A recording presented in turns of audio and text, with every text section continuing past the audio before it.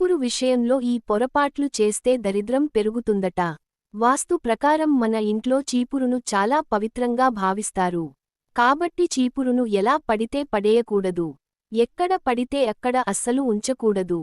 ఇలా చేయడం వల్ల లక్ష్మీదేవికి కోపం వస్తుందట. అంతేకాదు మీ ఇంట్లో దరిద్రం పెరిగే అవకాశం ఎక్కువగా ఉంటుంది. చీపురు విషయంలో మీరు కొన్ని నియమాలు ఖచ్చితంగా పాటించాలి. లేకపోతే మీరు ఆర్థిక పరమైన ఇబ్బందులు ఎదుర్కోవాల్సి వస్తుందట. మన దేశంలో ఇప్పటికీ చాలా మంది వాస్తు శాస్త్రంలోని పద్ధతులను, నియమాలను తూచ తప్పకుండా పాటిస్తారు. ఈ శాస్త్రాన్ని అనుసరించి ఇంట్లో ప్రతి వస్తువును, గదిని సరైన దిశలో ఉండేలా జాగ్రత్తలు తీసుకుంటారు. ఇలా చేయడం వల్ల తమ జీవితంలో కష్టాలన్నీ తొలగిపోయి సుఖశాంతులు కలుగుతాయని, ఆర్థిక పరంగా ఎలాంటి ఇబ్బందులు రావని నమ్ముతారు. అయితే వాస్తు ప్రకారం మన ఇంట్లో చీపురు విషయంలో మనం చాలా అప్రమత్తంగా ఉండాలి. చీపురును ఎలా పడితే పడేయకూడదు.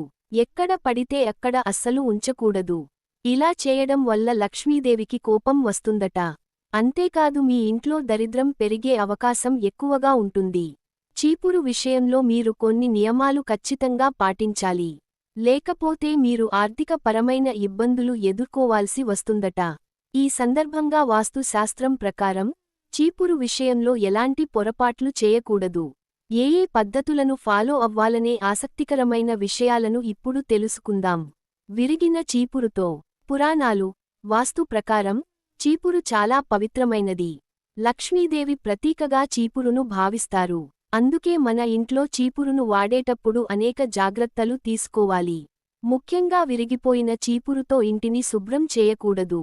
ఇలా చేయడం వల్ల మీ ఇంట్లో డబ్బు అనేదే నిల్వ ఉండదు. లక్ష్మీదేవి మీ ఇంట్లో నుంచి వెళ్ళిపోతుంది. మీరు పేదరికంలోకి వెళ్లాల్సి వస్తుంది. అలాగే చీపురును ఎప్పటికీ కాళ్లతో తొక్కకూడదు. లైఫ్లో సక్సెస్ కావాలంటే ఈ రంగు పాదరక్షలను ధరించొద్దు. అక్కడ ఉంచొద్దు. వాస్తు శాస్త్రం ప్రకారం ఎట్టి పరిస్థితుల్లోనూ వంటగదిలో చీపురును ఉంచకండి.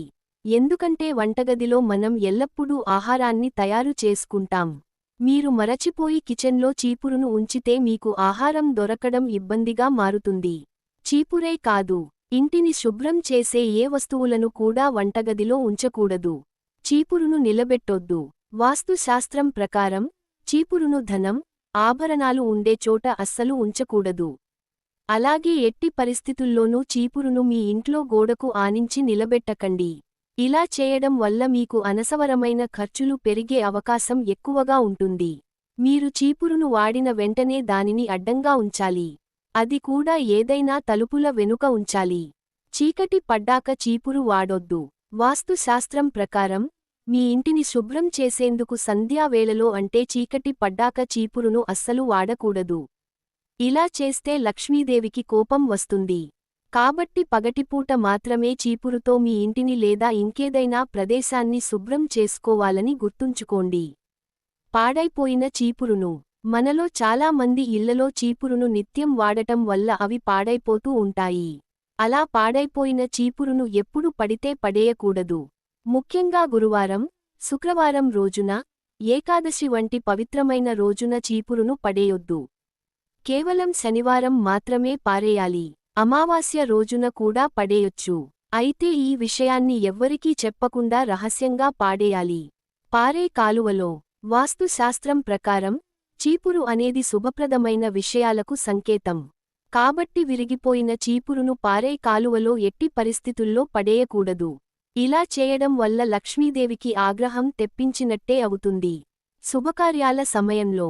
వాస్తు శాస్త్రం ప్రకారం చీపురును ఎట్టి పరిస్థితుల్లో బహిరంగ ప్రదేశాల్లో ఉంచకూడదు. ఏదైనా మూల ప్రదేశాలలో మాత్రమే పడుకోబెట్టాలి. అలాగే శుభకార్యాలు జరిగే సమయంలో చీపురును చూడకూడదు.